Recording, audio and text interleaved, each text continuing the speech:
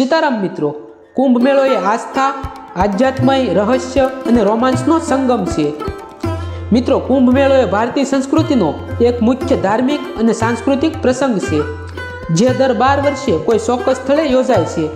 તે ખાસ કરીને 4 મુખ્ય સ્થળો જેવા કે પ્રયાગરાજ, હરિદ્વાર, ઉજ્જૈન અને નાસિકમાં આયોજિત થાય છે। મિત્રો, એવું માનવામાં આવે છે કે આ મેળામાં સ્નાન કરવાથી મોક્ષ મળે છે। કુંભ મેળો એ ધાર્મિક દ્રષ્ટિકોણથી ખૂબ જ મહત્વપૂર્ણ છે અને તે શા માટે દર 12 વર્ષે આવે છે તેની સાથે અનેક માન્યતાઓ અને દંતકથાઓ જોડાયેલી છે। તો ચાલો મિત્રો, આજે આપણે આ વિડીયોમાં કુંભ પર્વ શું છે, આ મહાકુંભ પર્વનો પ્રારંભ કેવી રીતે થયો, મહાકુંભ ક્યાં ક્યાં થાય છે અને મહાકુંભની વ્યવસ્થા કેવી હોય છે તે વિશે જાણીએ। મિત્રો, કુંભ મેળામાં ભારતભરના હિન્દુ ધર્મના લગભગ બધા જ સંપ્રદાયના સાધુઓ પધારે છે અને લગભગ 1.25 મહિનો તેઓ આ મહાકુંભ પર્વમાં વસે છે। અને મિત્રો, એવું કહેવાય છે કે ભારતભરના સમગ્ર હિન્દુ સાધુ સમાજના કોઈ એક જ સ્થાને દર્શન કરવા હોય, સત્સંગ પામવો હોય તો એક જ વિકલ્પ ઉપલબ્ધ છે અને તે છે મહાકુંભ પર્વ। મિત્રો, ભારતમાં આધ્યાત્મિક ક્ષેત્રમાં આદાન પ્રદાન અને તેથી નવોન્મેષની પ્રક્રિયા સતત ચાલ્યા જ રહે છે। ભારતીય આધ્યાત્મના વટવૃક્ષને નવી નવી વડવાઈઓ ફૂટતી જ રહે છે। ભારતમાં આધ્યાત્મના અગણિત સ્વરૂપો જન્મા, વધ્યા અને વિકસ્યા છે। તેમની વચ્ચે પરસ્પર વિચાર વિમર્શ, આદાન પ્રદાન અને નવવિકાસની પ્રક્રિયા સતત ચાલુ જ રહે છે।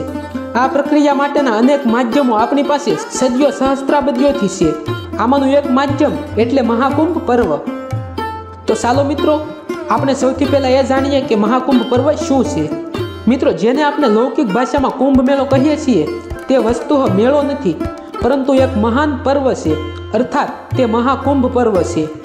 ઘણા માણસો એકઠા થાય છે એટલે તેને મેળો ગણી લેવાની લૌકિક રીત રસમને કારણે આપણે તેને કુંભ મેળો કહીએ છીએ, પરંતુ મેળામાં અને પર્વમાં ઘણી વિભિન્નતા છે। મિત્રો, મહાકુંભ પર્વમાં ઘણા માણસો એકઠા થાય છે, પરંતુ આ મહાસંમેલનનો હેતુ સ્નાન અને સત્સંગનો છે। મિત્રો, આપણે હવે મહાકુંભ પર્વના 4 સ્થાનોના પરિચય મેળવીએ।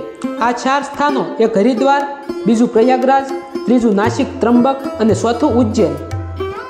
મિત્રો, તેમાંથી પહેલું હરિદ્વાર। મિત્રો, મોક્ષદાયની આ 7 પુરીઓમાંની એક પુરી તે હરિદ્વાર પણ છે। હિમાલયના સૌથી વધુ અને સૌથી મહત્વના તીર્થો ઉત્તરાખંડમાં આવેલા છે અને હરિદ્વાર ઉત્તરાખંડનું દ્વાર છે। મિત્રો, હરિદ્વારને કોઈ હરદ્વાર પણ કહે છે। બદ્રીનાથની યાત્રા માટેનું આ દ્વાર છે, તેથી તેને હરિદ્વાર, અને કેદારનાથની યાત્રા માટેનું પણ આ દ્વાર છે, તેથી તેને હરદ્વાર પણ છે। ભગવતી ભાગીરથી ગંગા અહીંથી હિમાલય છોડીને મેદાનમાં પ્રવેશે છે, તેથી તે ગંગા દ્વાર પણ કહેવાય છે। મિત્રો, હરિદ્વાર ધર્મનગરી છે। હરિદ્વાર અનેક વિધિ ધાર્મિક પ્રવૃત્તિઓથી ધમધમતું રહે છે। આ ધર્મનગરીમાં અનેક આશ્રમો, મંદિરો, તીર્થસ્થાનો, અન્નક્ષેત્રો, ધાર્મિક સંસ્થાઓ, મુખ્ય મથકો, સાધુઓના અખાડા વગેરે આવેલા છે। ભારતનો સૌથી મોટો કુંભ મેળો તે કુંભ મેળાના 7 સ્થાનોમાંનું આ હરિદ્વાર પણ એક છે। મિત્રો, બીજું સ્થાન પ્રયાગરાજ। આ માત્ર પ્રયાગ નથી, આ તો પ્રયાગરાજ છે। મિત્રો, ગંગા નદીના પ્રવાહ પર કુલ 14 પ્રયાગ છે।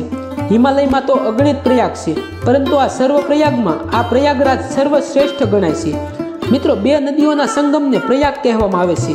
અહીં 2 પવિત્ર મહાનદીઓનું સંગમ છે, તેથી આ પ્રયાગરાજ છે। માન્યતા તો એવી છે કે અહીં 3 નદીઓ મળે છે, ગંગા, યમુના અને સરસ્વતી, તેથી અહીં ત્રિવેણી સંગમ પણ છે। અહીં આ પવિત્ર સ્થાનમાં અનેક મહાયજ્ઞો પણ થયા છે, તેથી પણ આ પ્રયાગને પ્રયાગરાજ કહે છે। મિત્રો, આ પ્રયાગરાજમાં ભગવાન વિષ્ણુના 12 સ્વરૂપો પણ પ્રતિષ્ઠિત છે। મિત્રો, કુંભ મેળાનો પ્રારંભ કેવી રીતે થયો અને શા માટે થયો તેના વિશે પુરાણોમાં એકાધિક કથાઓ મળે છે।